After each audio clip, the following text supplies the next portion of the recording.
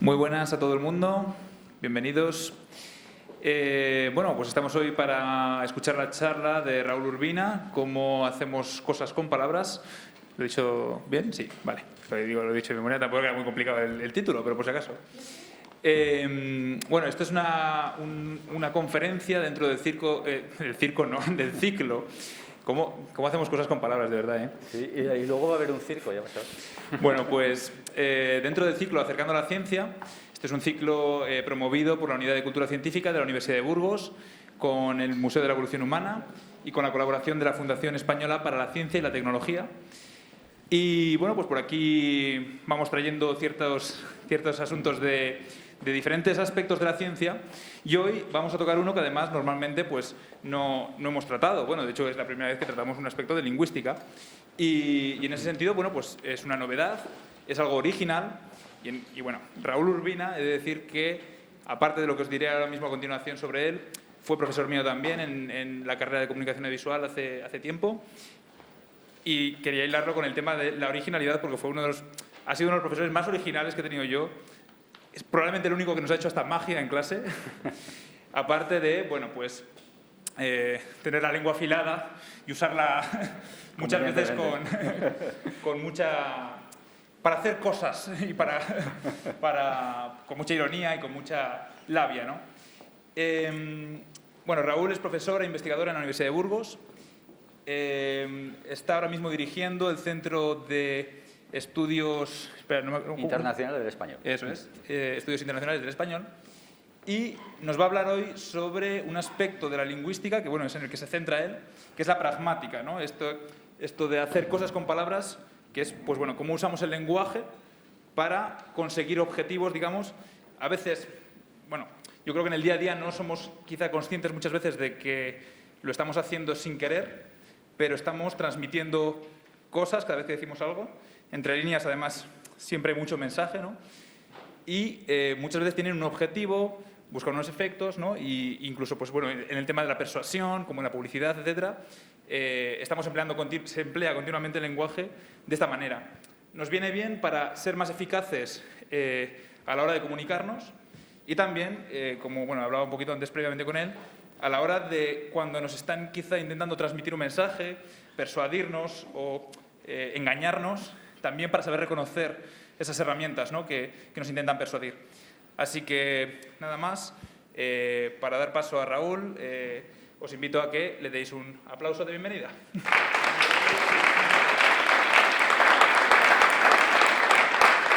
Bueno, pues buenas tardes. Lo primero, muchísimas gracias a Samuel y por supuesto a la Unidad de Cultura Científica de la Universidad de Burgos por darme la oportunidad de acercar la lingüística y una parte de la lingüística específica a todos vosotros. He de reconocer que tengo muchísimo miedo, me estáis impresionando mucho así con estas hileras y tal, estoy un poquito tenso, así que vamos a ver si poco a poco empezamos a soltarnos. Bueno, aquí tenéis la primera diapositiva, que la he puesto más que nada porque quedaba bonito. Y luego tenemos ya aquí otra en la que tengo un problema. He de reconocer que a la hora de hacer la presentación tengo un problema porque soy daltónico y entonces no sé muy bien los colores que hay. Yo les he puesto con todo mi cariño pensando que están armónicos y tal, pero bueno, de momento no sé si es bonita, si se lee bien. Está bien, ¿no? Bueno, pues entonces vamos a ir empezando. Mirad, a la hora de poder elegir un tema para esta charla, había planteado el poder hacer una referente al campo en el que investigo de forma más profunda, que es el de la persuasión y el de la pragmática de la publicidad. Pero pensándolo un poco y teniendo la oportunidad de que estéis aquí atados, dentro de poco vamos a cerrar las puertas para que no os podáis escapar, he pensado en hacer unos grandes éxitos. No unos grandes éxitos exactamente de míos, sino, y ahora que se va esto, cuidado, unos grandes éxitos referidos sobre todo a cómo ha funcionado esta rama de la lingüística en la que llevo metido pues unos cuantos años ya, pues más de 30 años estudiando este aspecto. Así que, si os parece, vamos a empezar. Bueno, lo primero, quiero ir hablando de forma muy general y en muy poco tiempo de algunos aspectos que tienen que ver con la lingüística. En primer lugar, vamos a hablar de algunos mitos, algunas realidades también de la lingüística, y también os voy a desvelar cómo es nuestro laboratorio, el laboratorio en el que trabajamos. Aquí tenéis un libro, se ve a medias, pero un libro que se titula de profesión lingüista.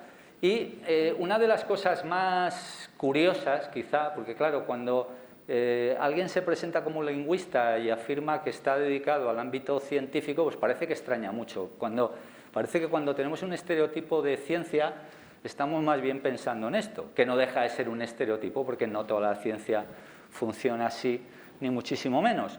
Y de alguna manera, cuando se piensa en un filólogo, cuando se piensa en algún lingüista, yo creo que muchos de vosotros quizá tengáis esta imagen.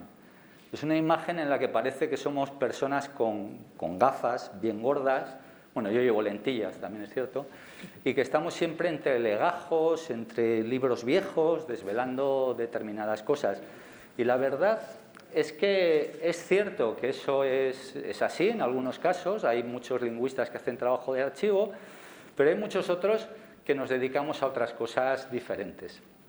Entonces, pues bueno, algunos de los campos de la lingüística, me voy a ir dando paseos, si os parece, porque así me entretengo más. Hay algunos campos de la lingüística, porque quizá también cuando estéis pensando en lingüística, pues estáis pensando en un análisis sintáctico, en fonética, en semántica, pero os he traído aquí, pues yo creo que los 4 grandes campos en los que incide la lingüística en los últimos años. El ámbito de la lingüística forense, el ámbito de la lingüística computacional, la lingüística aplicada para la enseñanza de lenguas extranjeras y otro ámbito que no lo vamos a tratar por extenso, pero sí que vamos a introducirnos un poquito en él, que es el de la lingüística cognitiva. Entonces, vamos a ver y ya vamos a especificar a qué nos dedicamos las personas, los lingüistas que estudiamos la pragmática. Como veis, pues el problema que tenemos es que estamos en una plena disociación porque todo es pragmática. De hecho, he de desvelar algo. Bueno, aparte de que efectivamente Samuel ha sido alumno mío, buen alumno mío, y contamos por aquí otras personas, no voy a desvelar el nombre, pero personas que han sufrido una prueba final de pragmática. Yo soy profesor de pragmática en la universidad durante 15 días estudiando diferentes tipos de enunciados y todas estas cosas. Y bueno, pues de alguna manera lo bueno o lo malo que tenemos es que la pragmática está en todos los sitios, en cualquier tipo de discurso. Nos da igual que estemos en un debate, en una clase, en las redes sociales, en el teatro, entre amigos, con correos electrónicos, incluso en un graffiti, y luego vamos a ver algún ejemplo de todo esto. La pragmática la tenemos en todos los sitios. Así que, si os parece, vamos a empezar. Yo creo que hay muchísimas definiciones de pragmática, pero quizá la más conocida y a mí la que más me gusta es la que define la pragmática como la relación del lenguaje con sus usuarios y con las circunstancias de la comunicación. Y entonces, aquí llega la primera palabra. Bueno, he de desvelar varias cosas. Una de ellas, los que hayáis visto Ciudadano Kane, sabréis que hay una palabra clave en esa película y que cuando el protagonista muere, pues de alguna manera dice esa palabra y toda la película gira en torno hasta el final del film en el que se desvela por qué, ¿no? Yo os voy a contar la historia al revés porque obviamente no podemos hacer la conferencia al revés y os voy a decir cuál es el principio de todo esto. Pero antes os quiero pedir un pequeño favor.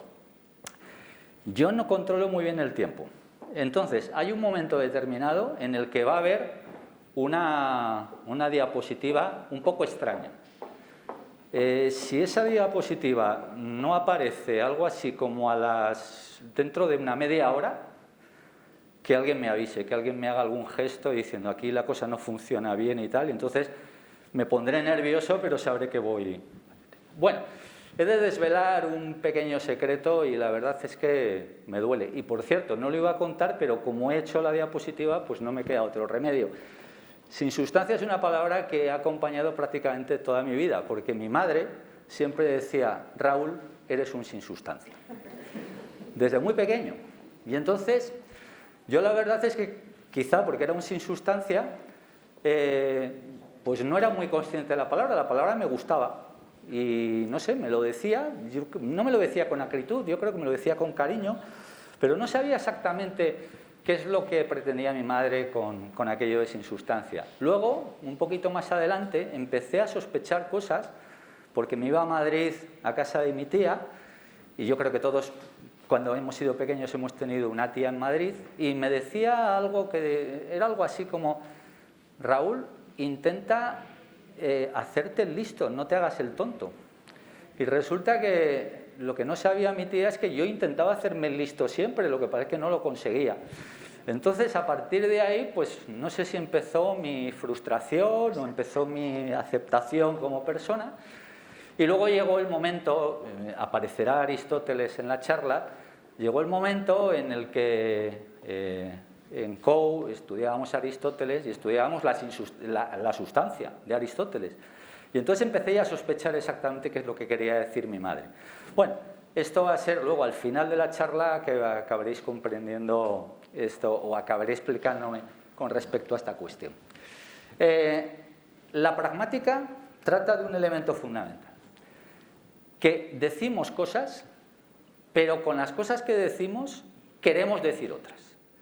Y ese juego entre lo que decimos y lo que queremos decir, lo que insinuamos, es muchas veces el fundamento de nuestra comunicación. Todo esto aparece siempre, pero no siempre somos conscientes de lo que estamos haciendo. O hay veces que parece simple, hay veces que lo intentamos entender de forma automática, pero sin embargo, desvelar cuáles son todos los mecanismos por los cuales esto es así es algo bastante más complejo. De alguna manera se ha puesto habitualmente por parte de los teóricos la imagen de un iceberg como algo que tiene que ver con la pragmática. Lo que estáis viendo aquí es una foto de la parte superior de un iceberg, que es lo que decimos, pero hay una parte oculta mucho más profunda, que es lo que queremos decir con lo que estamos diciendo. Y ese es el juego de la pragmática, el intentar saber qué es lo que hay detrás de lo que decimos, qué hay detrás de las palabras que proferimos, para buscar cuál es el auténtico significado. Si sabemos qué es lo que queremos decir y sabemos desvelar todos los procedimientos, estaremos ganando en eficacia comunicativa. Mi vida avanza y cuando me casé y me cambié de casa, pues tenía una vecina que ha marcado también otro devenir en mi vida. Cuando uno va a una casa nueva e intenta ser muy agradable con los vecinos, y yo siempre hacía lo mismo con esta vecina. Le decía buenos días y la vecina me decía adiós. Y entonces yo me quedaba, digo, bueno, pero si yo intento ser amable con la vecina, le daba todas mis sonrisas y sin embargo la vecina siempre hacía lo mismo. Intentaba nuevas fórmulas diferentes. A veces decía hasta luego y ella también me decía adiós. Y hubo otra ocasión en la que llegué a decirle adiós, y ella parece que emitió una sonrisita y me dijo con desprecio adiós, como diciendo, este parece que ha comprendido más o menos el mecanismo. Quiero que prestéis atención a esta diapositiva, especial atención porque tiene mucho que ver con la penúltima diapositiva de la charla. Así que recordad esto, por favor, porque todo lo que voy a intentar enseñar y explicar acerca de la pragmática tiene que ver con mi madre y con mi vecina. Aquí la he liado también. Y estoy en un auténtico problema porque además, claro, aquí veo gente conocida, veo familiares, veo amigos y entonces noto caras entre las personas conocidas que dicen Raúl, no lo hagas. Porque hay aquí una imagen de un circo y quiero con un ejemplo que veáis que hay veces que decimos una cosa y sin embargo queremos decir la contraria o hay juegos. Entonces voy a contar un chiste. Dios mío. Bueno, pues esto es un hijo que pregunta a su madre, oye mamá, ¿crees que estamos demasiado influidos por vivir cerca de un circo? y la madre dice, no, no, no, no, no, no, no, no, no, no, no, no, no, no, no, no, no, no, no. Bueno, pues en este chiste magníficamente contado por mi parte, la verdad es que es agradable veros con mascarilla, porque así no veo los rictus y las caras de pena y de lástima. Notamos que alguien puede decir no y puede estar diciendo sí, porque por supuesto el lenguaje también no solamente se compone de palabras, es multimodal y tiene maneras de pronunciar, maneras de enfocar nuestra comunicación de una manera determinada. Entonces, vamos a ir empezando y vamos a ir haciendo un repaso por todas las partes de la pragmática, intentando conceptualmente decir cosas muy sencillas, no liarnos mucho terminológicamente, o sea, no os asustéis porque no voy a entrar en gran hondura terminológica, pero sí que vamos a hacer ese repaso por medio de ejemplos. Entonces vamos a hacer una historia muy breve de cómo empezó algo que no se llamaba pragmática, porque aquel entonces se llamaba retórica. Y aquí tenemos a unos clásicos muy modernos. Tenemos a una fotografía de Gorgias y otra de Aristóteles. Gorgias es uno de los filósofos que los que recordáis en el instituto, la filosofía, era de los que los profesores hacían que nos cayese mal. Porque hablábamos de Sócrates, que era el bueno, el estupendo, el maravilloso, y los sofistas, que eran los malos, porque querían manipular con el lenguaje y no sé qué. Yo la verdad es que a Gorgias le tengo un cariño especial, porque Gorgias se dice que fue el primero que cobró por dar clase. Y francamente, yo en el caso de los profesores, yo estoy muy a gusto dando clase en la universidad, pero si al final de mes cobro un poquito de dinero, pues la verdad es que estoy más contento todavía. Y luego Aristóteles, por supuesto, que es uno de los grandes de muchas cosas referentes al pensamiento occidental, pero también de la retórica. Entonces, no voy a contaros mucha cosa, pero solamente he recogido una cita de Gorgias que me parece maravillosa, que aparece en el Encomio a Helena, una obrita que se llama Encomio a Helena. Dice, la palabra es un gran soberano que con un cuerpo pequeñísimo y totalmente invisible realiza acciones divinas. Fijaos que es esa metáfora que hemos empleado del iceberg, ya la estaba planteando Gorgias. Y Gorgias la verdad es que era una persona muy hábil en un momento en el que estábamos ya en plena democracia griega y los ciudadanos tenían que defenderse por sí mismos ante los tribunales o podían ser elegidos en la asamblea ateniense. Y luego tenemos a Aristóteles, que no sé si recordáis en lengua cuando llegaba el profesor y hablaba del esquema de la comunicación, el emisor, el mensaje, el receptor, el contexto, el canal y todas estas cosas. Curiosamente, Aristóteles tenemos una definición en la retórica, siglo IV a.C., que ya es definitiva en torno a cómo funciona la comunicación. Fijaos qué buen tino, porque consta de tres cosas el discurso: el que habla, sobre lo que habla y a quién. Y el fin se refiere a este, es decir, al oyente. Es decir, que nosotros tenemos que enfocar nuestro discurso a las personas que estamos hablando y de alguna manera lo tenemos que configurar teniendo en cuenta muchos elementos que vamos a ver a lo largo de esta charla. Aquí tenemos a Aristóteles puesto ya en plan diagrama, con el emisor, el discurso y el receptor. Y aquí hemos puesto un salero. Esta es una idea de un estudioso de argumentación que se llama Locaccio.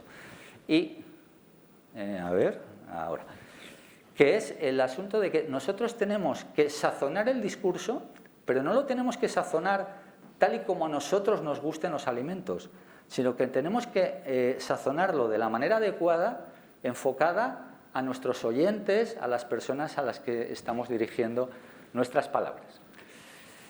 Y ahora empezamos a los teóricos, con los teóricos de la pragmática ya en el siglo XX.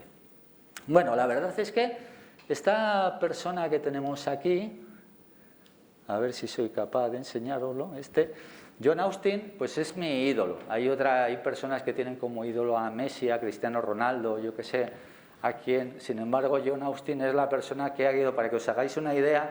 Yo hice mi tesis doctoral basándome en ideas de John Austin y estuve pues algo así como 10, 12 años, sigo todavía un poco, pero 10, 12 años embebido por las teorías de Austin. Entonces, hubo unos filósofos, primero John Austin en los años 50, 60 en la Universidad de Oxford, y luego John Searle, que todavía vive, es un filósofo del lenguaje, bueno, del lenguaje y de la intencionalidad estadounidense, que estudió en Oxford y que de allí aprendió algunas cosas de su maestro Austin. Y aquí aparece que con las palabras hacemos cosas. De hecho, una de las cosas que he hecho yo en el título de la charla, y a ver que esto se va y viene, es el mismo título. Yo he titulado Cómo hacemos cosas con palabras, y la obra básica de John Austin era Cómo hacer cosas con palabras. Y entonces vamos a verlo de forma muy rápida.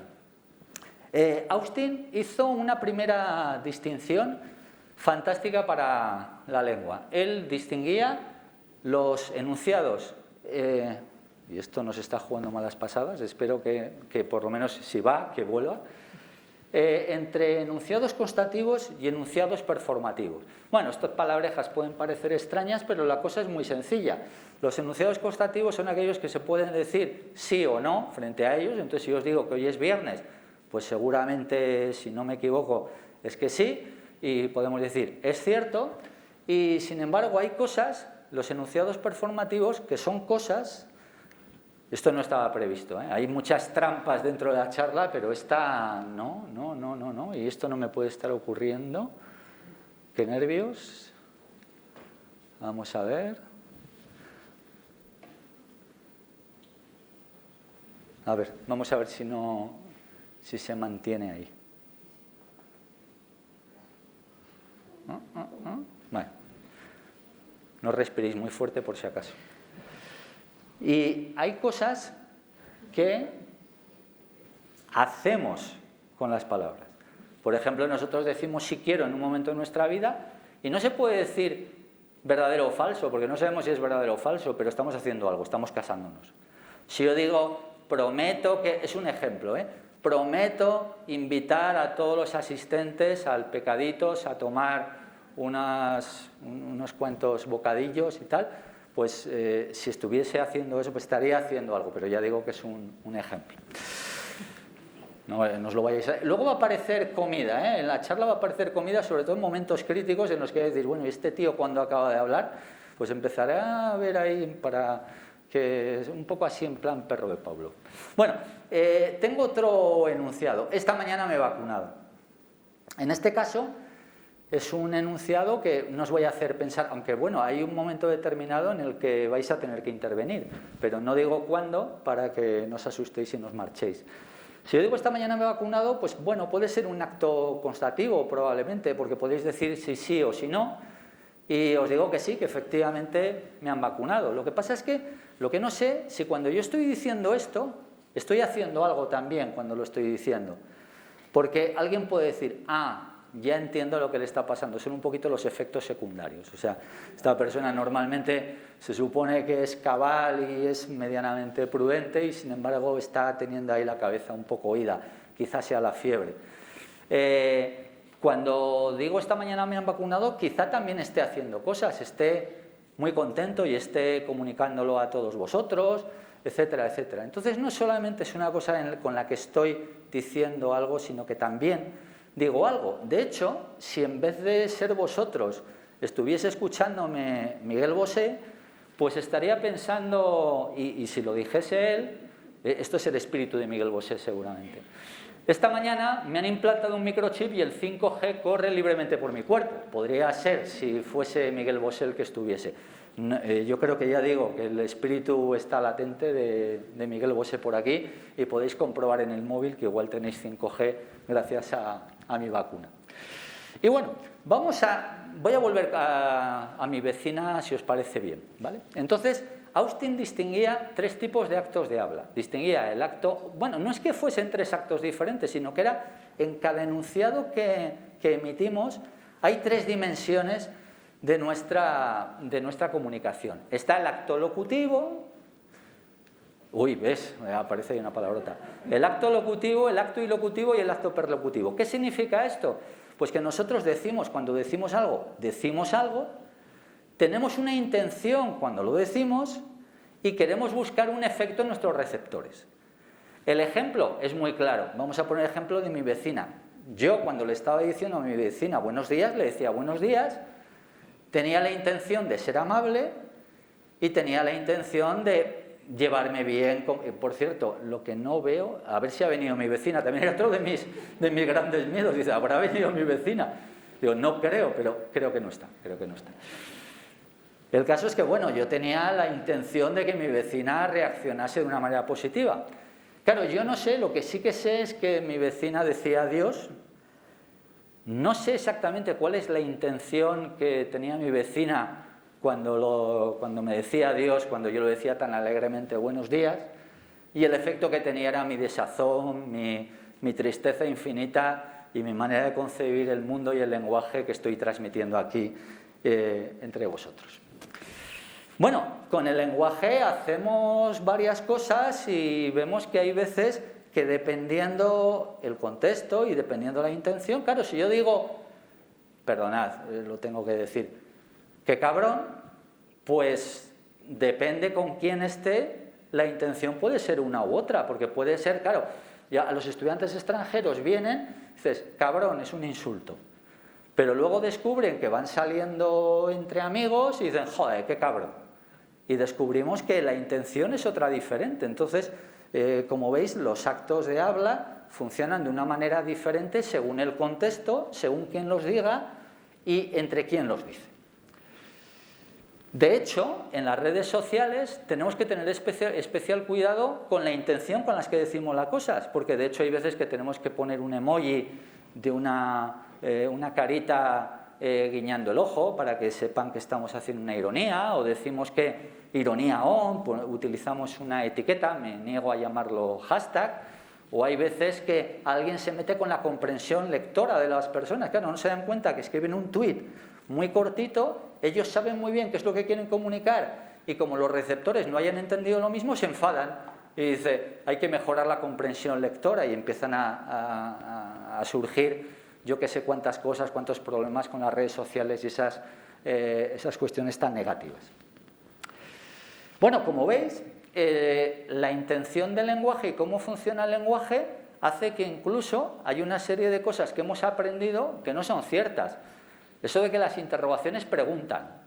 Las interrogaciones sirven, los enunciados interrogativos sirven para muchas cosas, no solamente para preguntar. Porque el valor lingüístico es una interrogación. Si yo os pregunto, ¿tienes hora? Pero claro, alguien, yo creo que si preguntase, por cierto, estoy preocupado todavía no ha salido la diapositiva, vamos a girar, claro.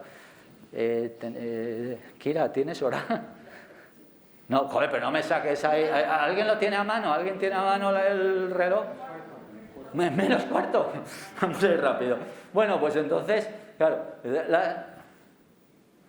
Joder, ¿habéis visto? He fallado por 2 minutos. Estaba ahí calculado. Yo cago en la mano. Bueno, pero como veis, pues cuando yo digo tienes hora, no me espero que alguien diga sí, sino que estoy esperando la hora. Sí que alguien, si no tiene reloj, como sois muy educados y como aparecerá en otro tema, me diréis, no tengo reloj, o algo así. Bueno, pasa lo mismo y aquí tenemos, porque era una cosa que Searle, el segundo teórico del que os he hablado, planteaba, que nosotros utilizamos actos indirectos. ¿Qué son actos indirectos? Cosas que decimos, pero no las decimos directamente. Cuando yo digo, ¿puedes pasarme la sal? ¿Qué es lo que quiero? Yo quiero la sal, quiero que alguien me la pase. Si iba a poner la diapositiva, pero no he encontrado la diapositiva buena. Imaginaos a alguien que desgraciadamente haya tenido un accidente y que tenga las 2 manos escayoladas y esté a nuestro lado en la comida de Navidad. Si yo le dijese, ¿puedes pasarme la sal? Alguien diría, qué cabrón, seguramente. Pero sería un significado parecido a este otro. Porque claro, yo puedo hacer una interrogación con la misma estructura y en un caso puedo decir simplemente que quiero sal y se la pido a alguien de manera indirecta, pero de manera agradable. Y por otra parte también puedo preguntar a alguien si es capaz de hacer un mortal hacia atrás. Bueno, aquí vamos haciendo boca. Tengo que agradecer a algunos familiares que tengo aquí presentes la foto. He intentado por todo internet y he tenido a personas buscando una foto de alguien que estuviese comiendo jamón profusamente. y no lo hemos conseguido, ¿eh? O sea que luego cuando se invite al... bueno, no sé, creo que la unidad de cultura científica cuando se invite... Pues, no, tampoco, ¿no? Bueno, eso, que os vais a quedar sin comer jamón hoy me parece, a no ser que lo paguéis. Pero imaginaos que estamos comiendo, y siempre entre nuestros amigos, cuando hay un plato de jamón ibérico, hay alguien que come demasiado jamón y demasiado rápido. Es una sensación que creo que tenemos todos. Entonces, bueno, esto me estoy acordando ahora de mi padre, que era el que contaba este chiste, cuando decía, oye, que a los demás también nos gusta el jamón. Cuando alguien dice eso, no es una observación acerca de que a los demás nos gusta el jamón, sino que está recriminando a alguien que está comiendo demasiado jamón. Y entonces la persona correspondiente contestará, y esto lo malo es que con la mascarilla no se va a notar bien, pero mi gracia, ya lo habéis visto con el chiste del circo, es innata, le dice, como a mí, imposible. Y vamos avanzando. Este es el primer tema. De momento no hemos visto diapositiva extraña, estoy ahí ya un poco preocupado. Bueno, con la comunicación no solamente hacemos cosas, si somos cooperativos. Y vamos a verlo de una manera. Yo antes he preguntado la hora y habéis sido colaborativos porque habéis intentado darme la hora. Normalmente, y esto Grice, que era otro filósofo del lenguaje también de los años 60, 70, planteaba que cuando estamos en un intercambio comunicativo intentamos colaborar con nuestro receptor. Si alguien nos pregunta algo y nos pregunta por dónde está la catedral, pues nosotros intentamos decirle dónde está la catedral e intentamos responderle de la mejor manera posible. Yo a veces pongo un ejemplo en mis clases. Claro, como sabéis, la facultad, yo estoy en el antiguo hospital militar y pasaban, desgraciadamente llevan un tiempo sin pasar peregrinos, pero cuando pasaban peregrinos, imaginaos que yo, si me preguntan por dónde es el Camino de Santiago para seguir, pues yo le mandase para el otro lado. Pues el peregrino seguramente al cabo de un tiempo diría, qué cabrón, en el momento que se diese cuenta de que le había mandado por otro sitio. Normalmente intentamos colaborar con nuestro receptor.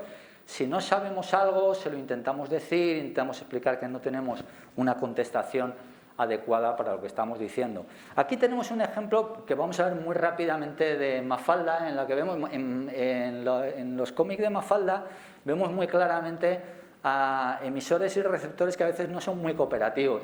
Y aquí tenemos el caso de, veamos, los puntos cardinales, el sol sale por la mañana. Sí que es cierto, lo que dice la niña es cierto, pero la verdad es que no es muy cooperativa con lo que está esperando el receptor. Y la maestra dice, pero no, la mañana no es un punto cardinal. Ah, eso al sol no le importa, él sale igual. Anda a tu asiento, por favor, y tal. Bueno, no os voy a leer la viñeta entera porque muchos de vosotros la conocéis y la podéis leer. Pero veis que aquí, en este caso, la niña no es muy cooperativa.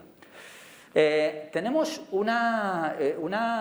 Estrella Montoliu, que es catedrática en la Universidad de Barcelona, expresa muy bien esto de la cooperación y el intercambio cooperativo entre receptores. Ella dice, conversar es un acto de sinergia creativa entre los cerebros de los hablantes.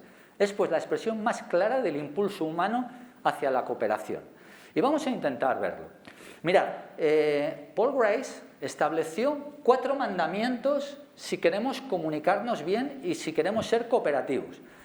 Él lo llamaba máximas y decía que hay una máxima de cantidad, una máxima de calidad, una máxima de relación y una máxima de manera. Por decirlo de forma muy rápida, ¿en qué se basa la máxima de cantidad? En no decir ni mucho ni poco. Si nosotros estamos preguntando a alguien, oye, ¿qué tal esta película? Y si la película, hay personas así, también todos nosotros tenemos un amigo en el que si le preguntamos, oye, ¿y de qué iba la película? La película dura 1 hora 43 y nos está diciendo durante 1 hora 40, nos está contando toda la película. Sin embargo, hay otros que nos dicen, oye, ¿y qué tal la película? ¿De qué iba? Va, no sé, muy lenta. Es otro de los criterios que solemos utilizar. Bueno, pues en ese caso, nuestro hablante no ha respetado uno de los mandamientos de la cooperación. También la calidad. que tienes que ser sincero y ajustado a la realidad, como cuando nosotros nos pregunta un peregrino por dónde tiene que ir hacia el Camino de Santiago. Lo que decimos tiene que ser pertinente y además tenemos que evitar la oscuridad y la ambigüedad. Pero Paul Grice no era tonto y sabía que hay en algunas ocasiones que necesitamos de alguna manera romper las máximas, necesitamos violar esas máximas por una razón determinada.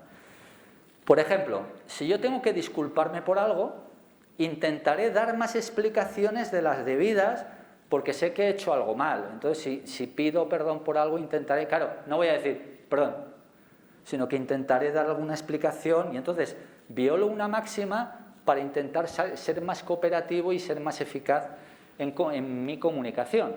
Pero claro, mirad, por ejemplo, vamos a ver este ejemplo. Me gusta mucho porque una persona le dice a otra, devórame otra vez. Entonces, vaya por delante varias cosas. Una, aquí vemos el león, vemos el antílope, veremos el antílope después. ¿No? Entonces, devórame otra vez es imposible, porque, bueno, lo primero ya sabemos quién devora al otro. Desde luego no pensamos que sea el antílope el que vaya a devorar al león, eso en primer lugar. Y en segundo lugar, sabemos que si el león devora al antílope una vez, no le puede devorar otra. Pero claro, todos vosotros estáis ya pensando en la canción Devórame otra vez, seguramente. No la voy a cantar, no os preocupéis, que ya no me atrevo a tanto. Pero fijaos que, claro, ¿por qué dirán azúcar moreno y no solamente azúcar moreno? Bueno, el autor es Palmer Hernández, yo tengo aquí, iba a poner fit azúcar moreno, así como un poco en plan, pero me he cortado. Claro, entonces devorar igual no significa devorar como el león. Entonces, pensad mal. Devórame otra vez. Ven. Ya se la ha comido. Ven. Castígame con tus deseos. Entonces ya sabemos que es que no se devora uno, no uno devora, sino que ya se la ha devorado una vez. Se la va a devorar otra y a la vez ha habido ciertos intercambios por ahí, con lo cual creo, bueno, veo que todos vosotros tenéis una mente sucia. Yo pensaba que al dar una charla en el Museo de la Evolución iba a haber personas prudentes, pero ya veo que entre el público hay un poquito de todo. ¡Qué decepción! Entonces, por cierto, también tengo un problema, el saber que, y de paso saludo a las personas que están viendo en directo esto y saber que queda grabado, con lo cual, bueno, pues mi prestigio va a estar, si no era muy elevado, ya va a quedar totalmente por los suelos. Vamos con más ejemplos. Esto está basado, para que veáis que se rompen las máximas y a veces se rompen las máximas para crear humor. Esto está basado en una frase de Woody Allen. El verano pasado hice un curso de lectura rápida y me acabo de leer Ana Karenina. Iba sobre Rusia. Hombre, yo creo que es una manera un poco simple de entender a Ana Karenina y todos los significados que pueda tener la novela realista rusa. Pero bueno, desde luego sí que logró leérselo rápido, al parecer. Luego tengo, entre el público que os he dicho, que hay un alumno mío de la asignatura de pragmática que ha sufrido durante 15 días, le va a dar un auténtico infarto cuando vea esto. Porque han tenido que hacer un trabajo, un estudio sobre una intervención de Miguel Maldonado en el programa de Andreu Buenafuente.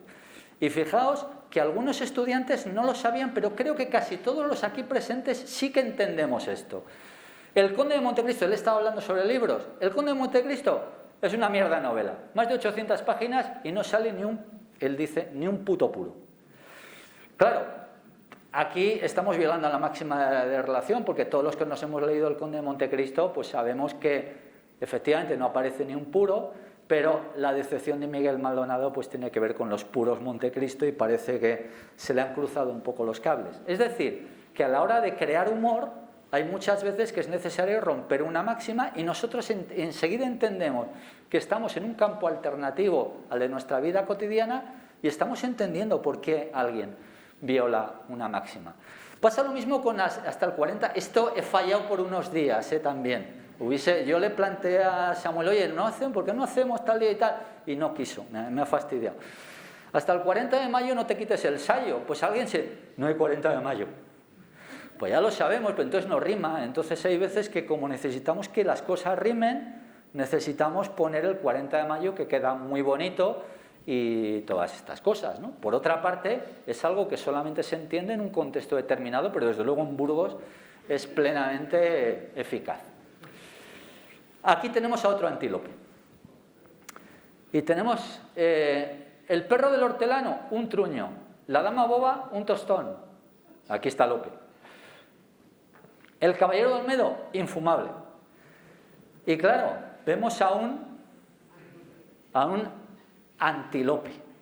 Y todos al principio hemos leído antílope, pero luego decimos, pero ¿por qué ponen esta imagen y por qué está diciendo estas tonterías?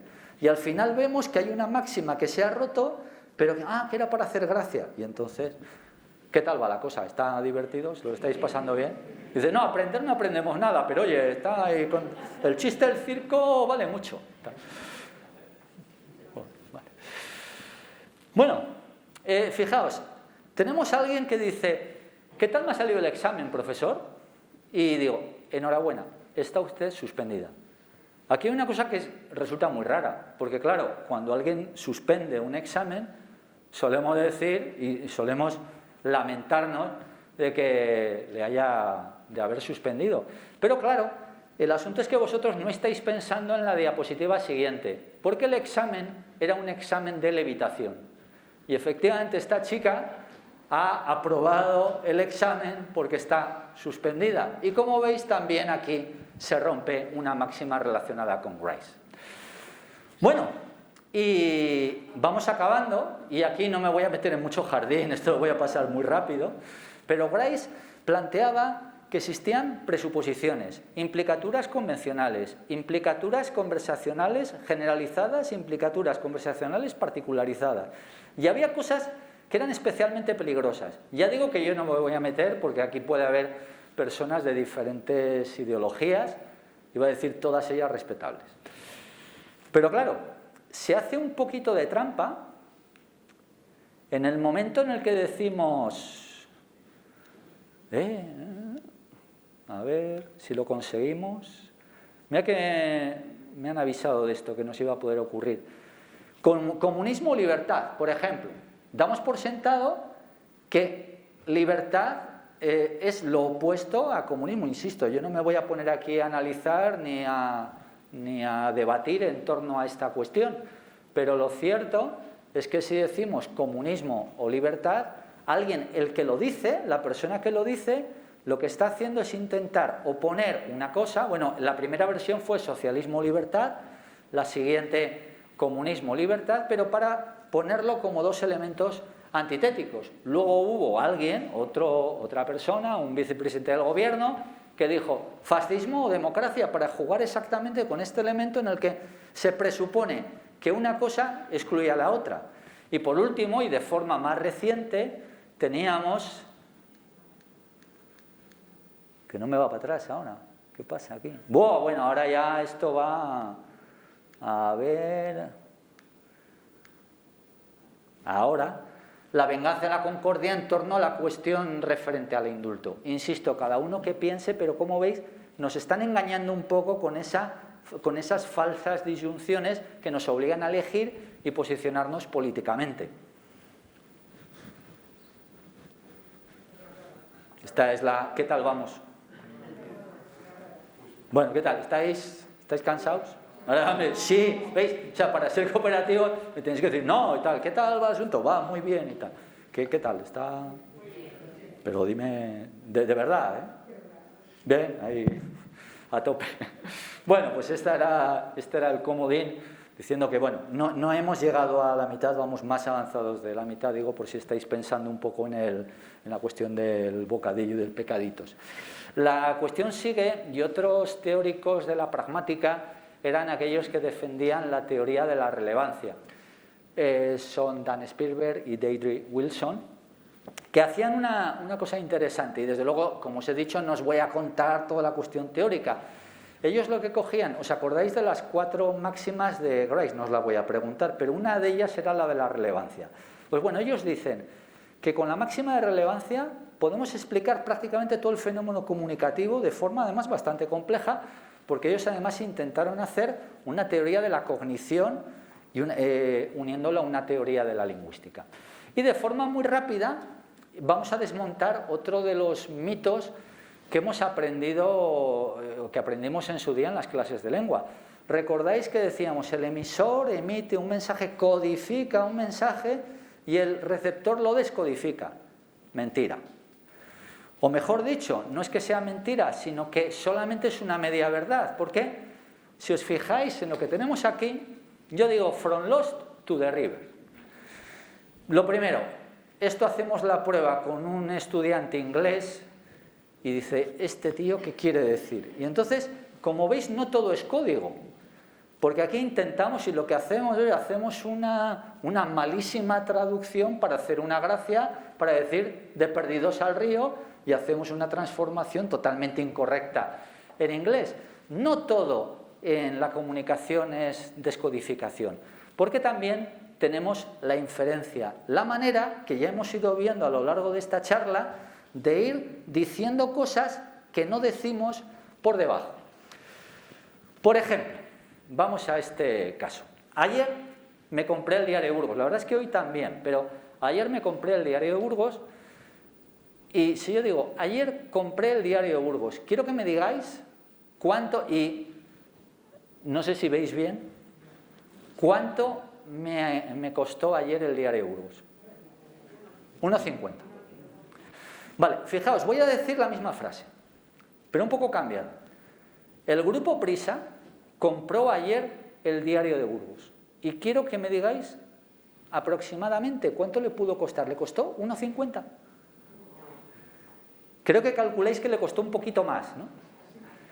Claro, ¿qué es lo que ocurre? Pues que a mí me tomáis por un pobre diablo, pensáis que yo solamente soy capaz de comprar el diario de Burgos porque no tengo millones para comprar un medio de comunicación, pero cuando digo y aplico el contexto de otra manera, entendemos, fijaos, no ha cambiado nada, pero nuestro cerebro enseguida ha transformado y ha entendido la comunicación de forma correcta.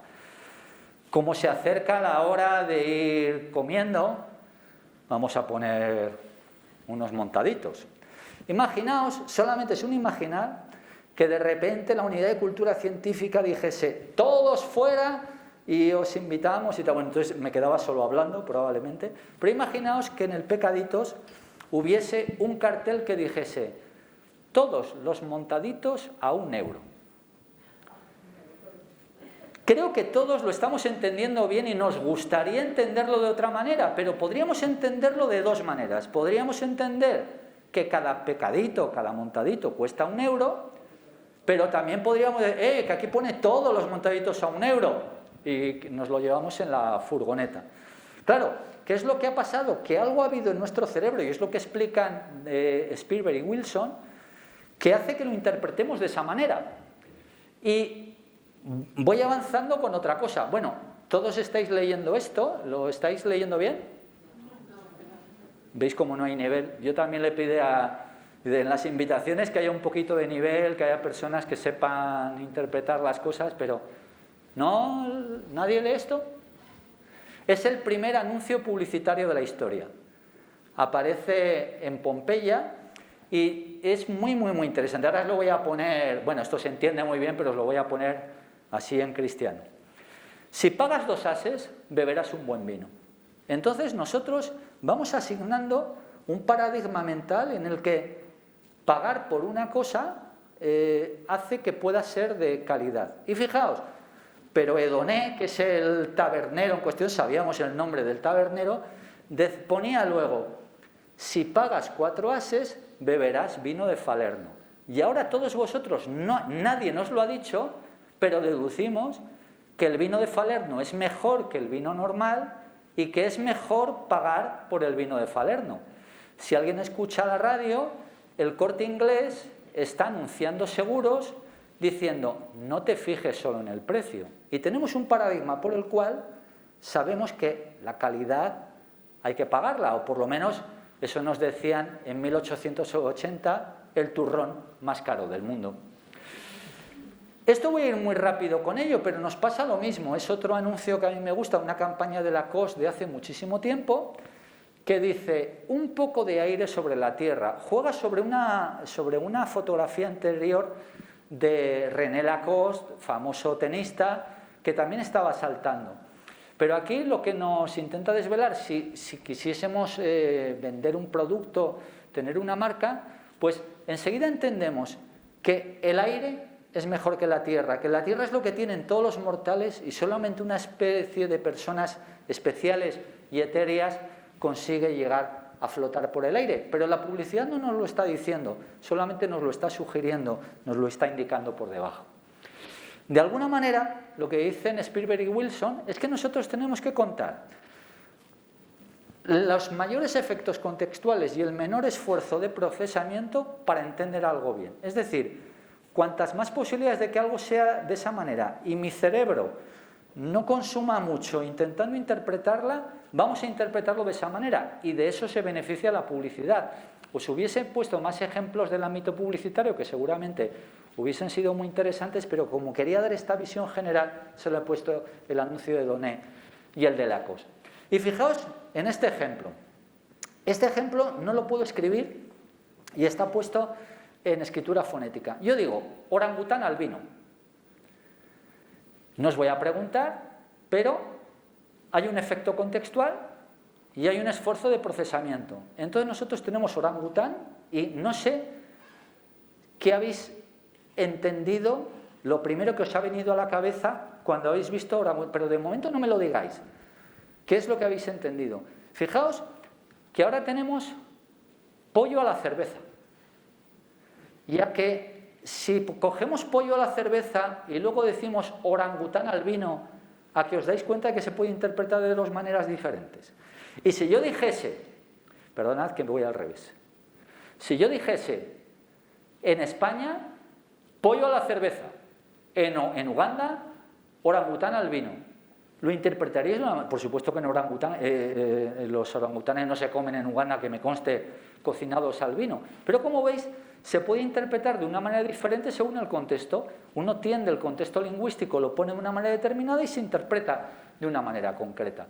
Es lo mismo que si decimos bienvenido a la jungla. Bienvenido a la jungla, bueno, pues puede ser una canción de los Guns N' Roses, pero podemos interpretarlo de forma literal, como una jungla, pero si llegásemos a Nueva York, en el caso de la canción esta heavy, creo que era llegando a Los Ángeles, pues podríamos pensar que es una jungla de asfalto y no he encontrado una foto, como mi hijo está estudiando fuera, no he podido poner la foto de una habitación de adolescente, que también podría ser la de bienvenido a la jungla, de una forma muy concreta. Y si enseñásemos la habitación de nuestros hijos, diríamos bienvenido a la jungla y diríamos, nunca pensaríamos en la primera opción. ¿Qué es lo que ocurre? Que tiene que haber una intersección, un entorno cognitivo entre el emisor y el receptor, y el emisor tiene que contar con los conocimientos, los posibles conocimientos que tenga el receptor para establecer su estrategia. Si alguien no conoce que los puros Montecristo son una marca de tabaco, pues el chiste este del Conde de Montecristo que hemos contado antes no tiene ningún sentido. Hay que establecer la estrategia en función de los conocimientos del receptor y eso es algo que la publicidad lo va a tener presente siempre. Fijaos en esto de momento voy a echarlo para atrás, pero vamos a leer este tuit y vamos a poder detectar los años que tenéis. Disco Ibiza lo comía. Bueno, esto es que, claro, declamado queda muy mal y desde luego yo con abanicos quedaría peor todavía. Pero lo que dice el tuit dice, si lo has leído cantando estás en grupo de riesgo. Con lo cual ya sabemos que hay determinadas cosas que se dicen y todos los que tenemos unos años determinados, pues nos viene a la mente la canción de ese magnífico grupo. Bueno. Pasa lo mismo si yo digo, la cagaste, Burdancaster, me las piro, vampiro, pues claro, si se lo decimos a un adolescente, estará pensando, pero este viejo, ¿qué dice? ¿No? Yo descubrí, el momento en el que descubrí que me había hecho muy mayor, fue el momento en el que en una clase alguien dijo la palabra pepino. Y dijo la palabra pepino y para mí un pepino era algo negativo. Yo creo que todos los de nuestra generación, esto es un pepino, y era un elemento negativo. Y ellos decían pepino como algo positivo. Digo, Raúl, ya has desconectado de la gente joven. Y pasa con el coña. El decir algo de coña, creo que todos nosotros, los que tenemos unos años, lo interpretamos como decirlo de broma. Pero ahora muchos chicos jóvenes dicen que es algo estupendo, algo es de coña como algo estupendo. ¿Y qué es lo que pasa? Pues que hemos perdido un poquito el tren de esa generación. Vamos avanzando y nos va quedando poco. La última teoría que os quiero explicar es la teoría de la cortesía y de la descortesía en la comunicación, que es uno de los elementos más interesantes de la pragmática. Aquí tenemos a todos los estudiosos que han tenido que ver con esta cuestión. Y vaya por delante una cosa, cuando hablamos en comunicación de la cortesía, no estamos hablando de la buena educación, estamos hablando de una estrategia para conseguir algo. Vamos a poner unos cuantos ejemplos, y ocurre también con la descortesía. La descortesía también puede ser una estrategia para conseguir algo. En el ámbito de la política estamos constantemente viendo ejemplos descorteses porque a los políticos les interesa establecer un clima de confrontación. Bueno, la cortesía, en una expresión famosa, supone un equilibrio entre el empleo de los mecanismos comunicativos para conseguir lo que deseamos sin forzar demasiado al destinatario. Pero hay veces que también queremos conseguir enfadar a alguien. Imaginaos que queremos conseguir enfadar a alguien. Y yo digo, zarramplín, botarate, bellaco, buchipluma, mentecato, panoli. Pues lo único que podemos conseguir es que alguien se ría de nosotros. Si de verdad quisiésemos enfadar a alguien, nuestra estrategia es enfadar a alguien, diríamos una palabra seguramente más gruesa que todos vosotros podéis estar pensando. Bueno, aquí tenéis gaznápiro, que no está mal. La cortesía tiene dos elementos fundamentales. Hay una cortesía ritual y una cortesía estratégica. La cortesía ritual es la de felicitar, la de dar buenos días y que los vecinos te digan buenos días también, este tipo de cosas tan habituales. Entonces, si yo digo, me han vacunado esta mañana, pues probablemente muchos de vosotros me pues enhorabuena, qué bien y tal. Bueno, son determinados rituales que todos conocemos, aunque no en todos los países funcionan de la misma manera. Mientras tanto, la cortesía estrategia es una cortesía que necesitamos para conseguir algo. Si yo quisiese no lo voy a hacer, pero si quisiese que me prestaseis 50 euros, tendría que establecer una estrategia para hacerlo. Y probablemente haría... Bueno, luego tengo una aquí, tengo un ejemplo para conseguir 50 euros, ya lo vais a ver. Por ejemplo, vamos a suponer que alguien nos invita a una fiesta y tenemos a Groucho Marx y dice, he pasado un día estupendo, pero no ha sido hoy. Claro, normalmente cuando nos invitan a una fiesta, lo que hacemos es decir, oye, pues muchas gracias, lo he pasado muy bien. Pues igual luego llegamos a ver, joder, qué coñazo, no ha habido que nos soporte, pero normalmente como queremos ser corteses y queremos seguir manteniendo relaciones y que nos inviten a fiesta, pues mostramos nuestro agradecimiento. Tenemos también una cortesía positiva y una cortesía negativa. La cortesía positiva no es una cortesía que es buena y la cortesía negativa una cortesía que es mala. La cortesía positiva es la que supone un beneficio para el receptor. Entonces, si alguien dijese, oye, ¿cómo me gusta? ¿Te gusta mi chaqueta? Sí, es bonita, ¿verdad? Pues la verdad es que me ha costado muy barata y la tengo desde hace bastante tiempo. Fijaos, alguien que diga algo a favor del receptor está haciendo una estrategia de cortesía positiva. Y como cosa curiosa, los españoles nos disculpamos y ponemos una objeción respecto a esto. Probablemente un británico nos diga muchas gracias y no diga nada más, pero normalmente cuando nos dice estas cosas, no, me ha costado muy barato y tal. Y esto hace que tengamos que saber que la cortesía, las estrategias comunicativas funcionan de manera diferente dependiendo de los países en los que estemos. Mientras tanto, la cortesía negativa es algo que supone un coste para el receptor. Y no nos queda mucho, tranquilos, que os veo ya con ganas de tomar jamón, nos queda poquito. A ver, que tenemos que pasar por aquí. Por ejemplo, vamos a suponer que nos encontramos con una persona, yo ya he traído el pasamontañas y la pistola después para poder invitarlo. Supongamos que tenemos a alguien así. ¿Cuál podría ser su estrategia para conseguir el dinero? La verdad es que tendría que ser una estrategia, me imagino que contundente, ¿no? ¿Os imagináis a un ladrón que dijese esto? Buenos días, amable caballero. ¿Sería tan amable de darme todo el dinero que lleve encima y el móvil también, si no le importa? Se lo agradezco de corazón. Pues probablemente no le haría falta a alguien con esta estrategia. Un ladrón tendría que ser descortés probablemente, y casi un ladrón tan elegante nos resultaría bastante extraño. ¿Qué es lo que decían Spielberg y Wilson? Pues que hay determinados tipos de actos diferentes y que pueden estar a favor, en contra de la cortesía o ser indiferentes. Informar de algo, anunciar algo, decir algo, pueden ser positivos o negativos, pero normalmente son actos indiferentes.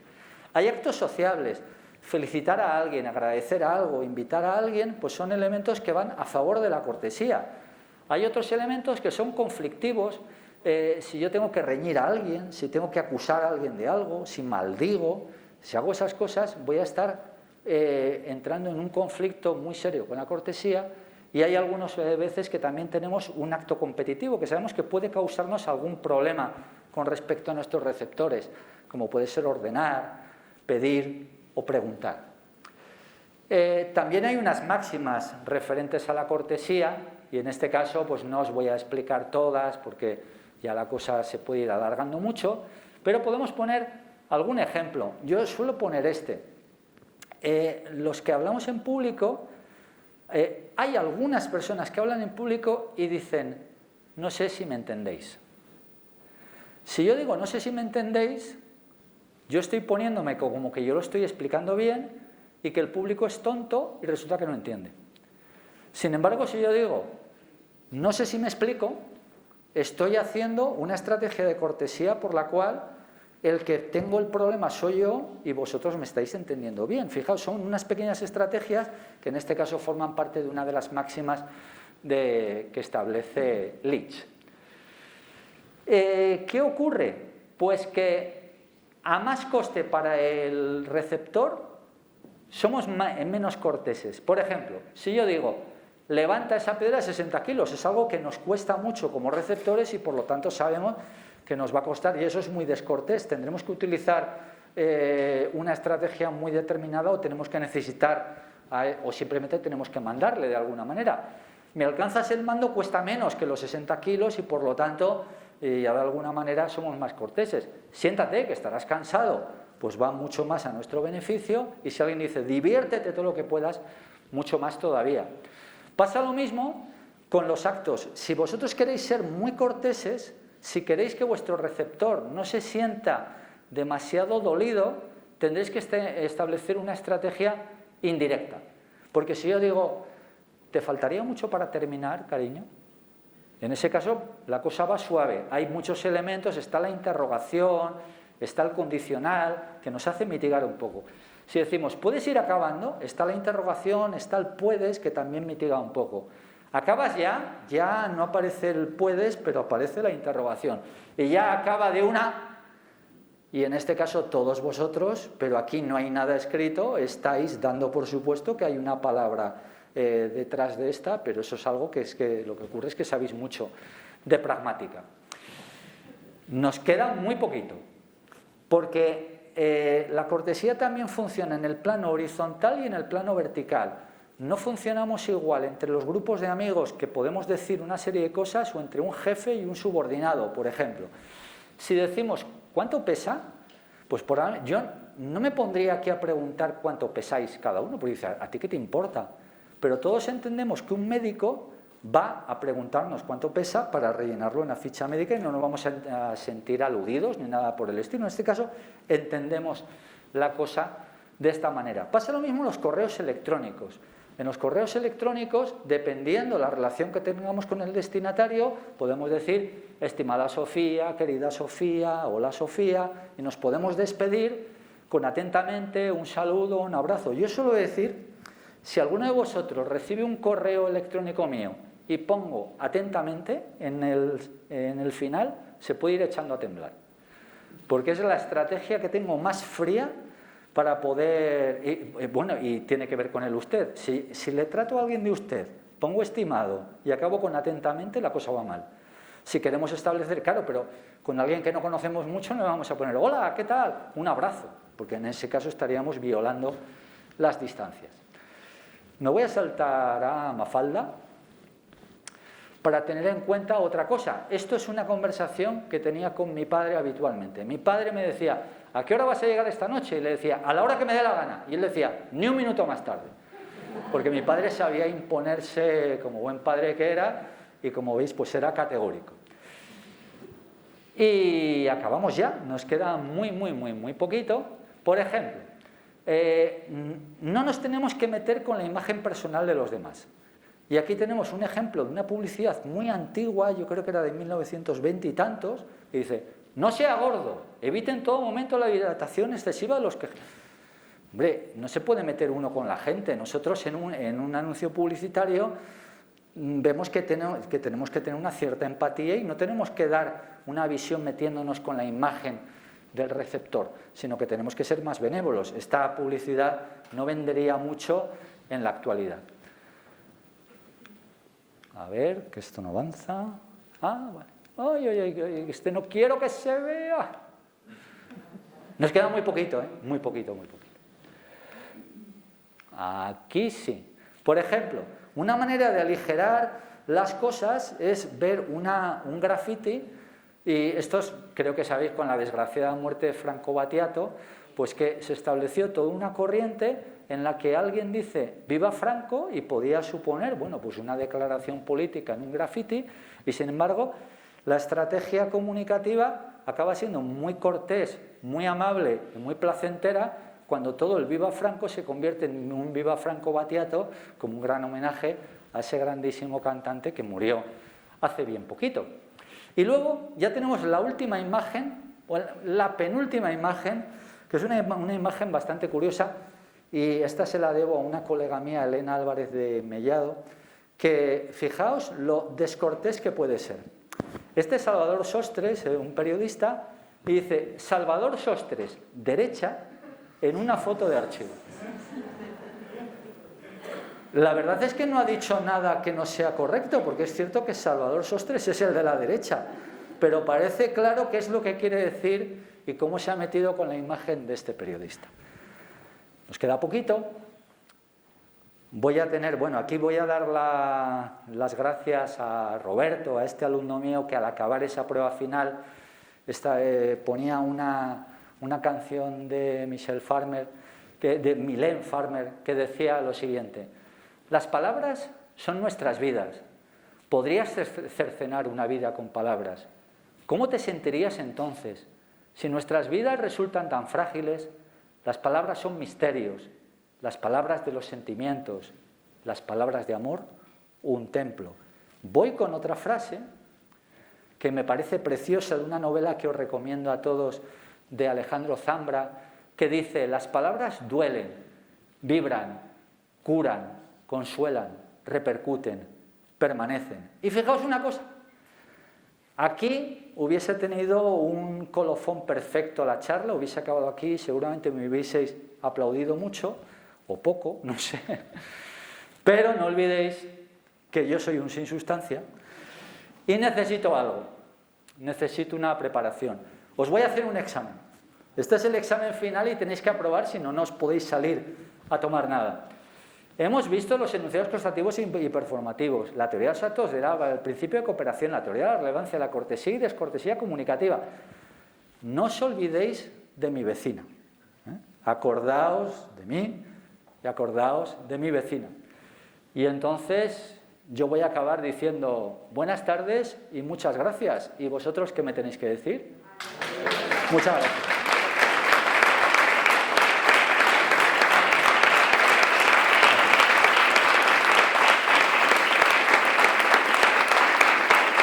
No sé qué.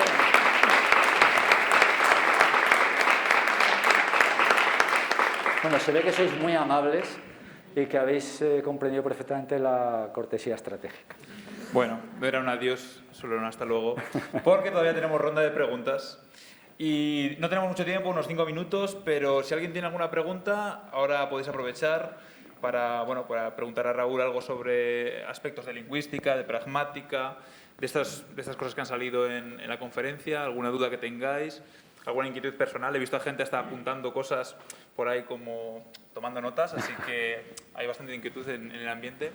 ¿Alguna cuestión?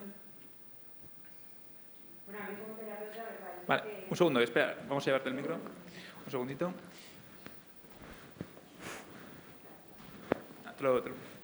Vale, yo soy terapeuta y a veces me parece que por mucha pragmática y por mucho que tú quieras dar un buen mensaje, a veces, aunque el receptor esté preparado, es un problema del receptor también a veces el entender lo que tú quieres manifestar, ¿no? Quiero decir que no siempre es un problema del emisor y de la pragmática, sino que el receptor también muchas veces no entiende o no asimila, no entiende lo que tú quieres decir y lo transforma. Sí, esto es una cuestión muy interesante. Efectivamente, claro, he tenido que ir muy rápido por todas las teorías. Me he saltado una cuestión importante. En la teoría de los actos de habla, cuando se habla de los actos ilocutivos, que es la intención que tiene el hablante, la intención del hablante tiene que tener una fuerza ilocutiva. Austin hablaba de la fuerza ilocutiva. Claro, cuanto mejor seamos como comunicadores, mejor o más posibilidades vamos a tener de que el efecto perlocutivo en el receptor sea el adecuado, pero no tenemos la seguridad. Hay en algunos casos que simplemente el receptor no nos entiende. Yo seguiré diciendo, no sé si me explico, pero puede haber algún caso en clase en el que esté seguro de que no me entienden. Y en algunos casos hay un desencuentro comunicativo. Quizá también esa diferencia entre el entorno cognitivo del emisor y el entorno cognitivo del receptor hay veces que hace que la comunicación fracase. Lo cierto es que la pragmática lo que sí que puede conseguir es establecer la mayor parte de principios posibles para intentar conseguir un éxito comunicativo, sabiendo que el éxito pleno es totalmente imposible.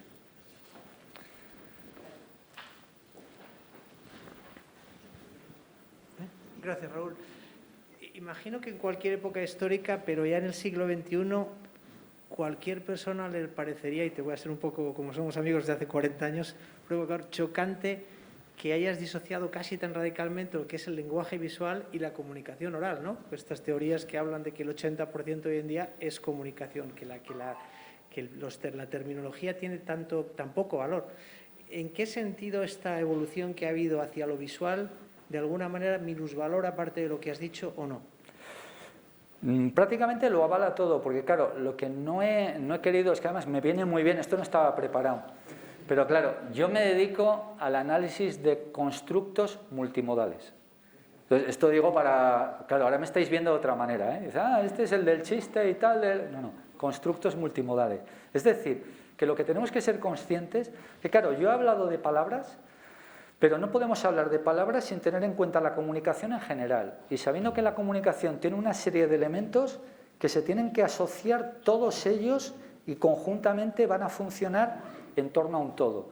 Lo que no podemos hacer es pensar que solamente las palabras van a conseguir algo mientras tenemos un entorno, por ejemplo, como el de las redes sociales, o que no van a estar asociados con algo tan fundamental como la comunicación no verbal, o que no vamos a saber tener una serie, porque claro, hay unas, por ejemplo, es que voy a desvelar, es que es amigo mío, pero ahora le voy a odiar un poco porque os voy a desvelar algo. Claro, mi charla ha estado llena de trampas, porque una de las primeras trampas que hay que hacer al hablar en público es conseguir la benevolencia del público.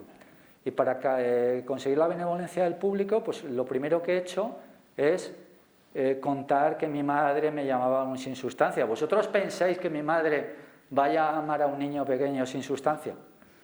Pues sí. Pero claro, yo parto de eso.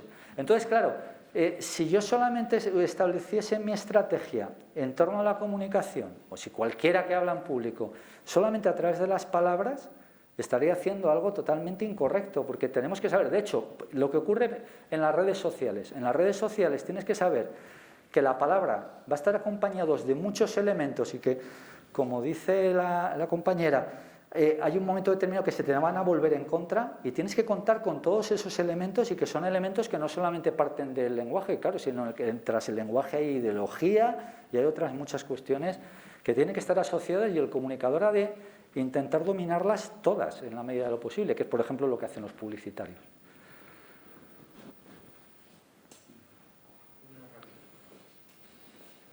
Gracias, Raúl, por la charla. Hemos aprendido. Bueno, partíamos de cero, la verdad. Con todo este rollo de la comunicación online, ¿cuánto crees que se pierde? Ya sé que no habrá un porcentaje, pero os habrá tocado a los profesores dar clases online, nos hemos comunicado con los familiares online. ¿Cuánto se pierde ahí? ¿Qué complicación, que será mucha, tiene ahora esta comunicación que se ha puesto de moda, desgraciadamente? Pues es una excelente pregunta porque, claro, todos hemos vivido un mundo que jamás hubiésemos podido sospechar de un cambio comunicativo tremendo.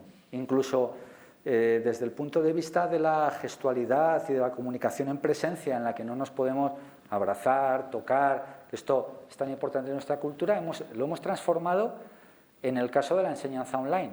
Por ejemplo, para que os hagáis una idea, dentro de unos pocos días, una estudiante mía del máster de enseñanza de español como lengua extranjera ella da clase en Italia y va a hacer un estudio de cómo se ha establecido la dinámica del protocolo de saludos y de despedidas en las conferencias, en las videoconferencias. Y se establece también cuál es ese elemento de fracaso que tú quieres que todo el mundo tenga conectada a la cámara para poder verles. Y sin embargo hay otros que no lo hacen.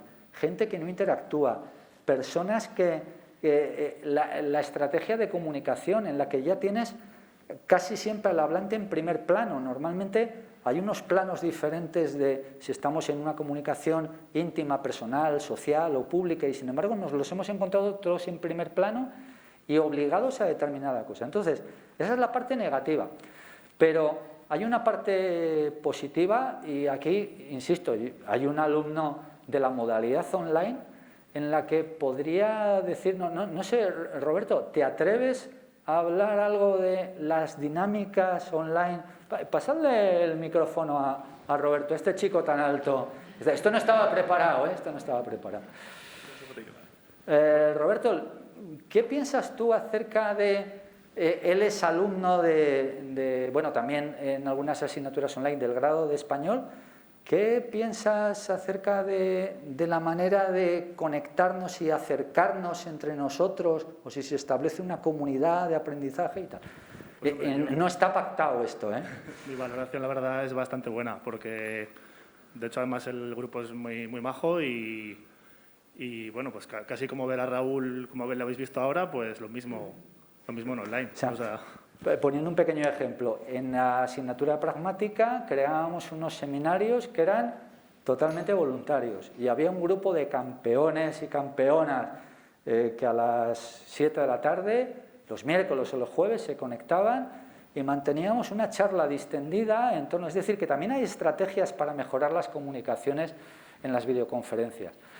Va a haber un elemento distanciador y eso además también está demostrado, que parece también que incluso con el nivel socioeconómico, por ejemplo, de los niños cuando han tenido que acudir a clases online, aparece como algo bastante negativo para ellos, pero sin embargo yo pienso que existe la posibilidad de crear buenas dinámicas para establecer buenas relaciones, y en concreto en el grupo que os estoy contando es un grupo de personas que se llevan muy bien entre ellos, nos hemos ido comunicando, gastando nuestras bromas. Ellos tienen un contacto bastante próximo que yo creo que hay muchos alumnos de la modalidad presencial que no tienen. Es decir, que lo tenemos también como reto.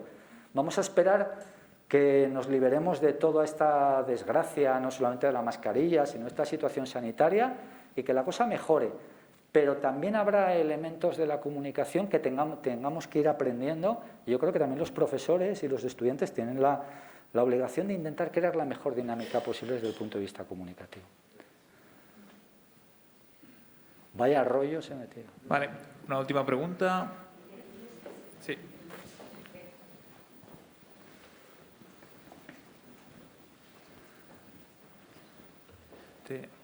¿Puede ponerse la mascarilla, por favor? Y le sujeto yo el micrófono, ¿vale? Buenas tardes, Raúl. Yo ¿Qué tal? quisiera Buenas tardes. saber, simplemente por curiosidad, si esta conferencia o charla, como tú quieras llamarla, hubiese sido lo mismo para tus alumnos, simplemente por curiosidad.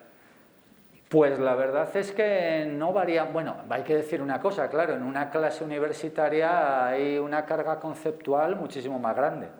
Esto he explicado, yo creo que el lado más amable y desde el punto de vista de los mecanismos son más complejos. Pero intento crear siempre un buen clima. Por ejemplo, creo que hay una palabra clave, la palabra charla. Si yo voy a dar una charla, parece que el ambiente es una cosa, pero si yo soy el conferenciante que va a dar una... Yo no he dado una conferencia en mi vida, no me veo capacitado para crear un clima de conferencia. Prefiero una charla en la que yo estoy diciendo mis bobadas sin sustancia y establezco un clima de horizontalidad porque pienso auténticamente que es un beneficio comunicativo. Lo hago aquí y lo hago en clase, aunque de otra manera y un poquito más compleja. Bueno, pues muchísimas gracias, Raúl. Vamos a terminar. Ya son cerca de las 9:30. Bueno, creo que son más de las 9:30, que es cuando el museo empieza a cerrar. Y nada, simplemente recordaros que si queréis recordar algún aspecto de esta conferencia, tanto en el canal de YouTube del Museo de la Evolución Humana, donde ha sido grabada y emitida en directo, como en el canal de la Universidad de Burgos, donde se colgará también esta conferencia, y además una pequeña entrevista que le hemos hecho previamente a Raúl. Bueno, pues podéis ver todas estas cosas, podéis repasarlas si queréis, o compartirlas con cualquier conocido. Y por lo demás, muchísimas gracias por acompañarnos en esta tarde de viernes, y un aplauso para Raúl para terminar. Muchas gracias.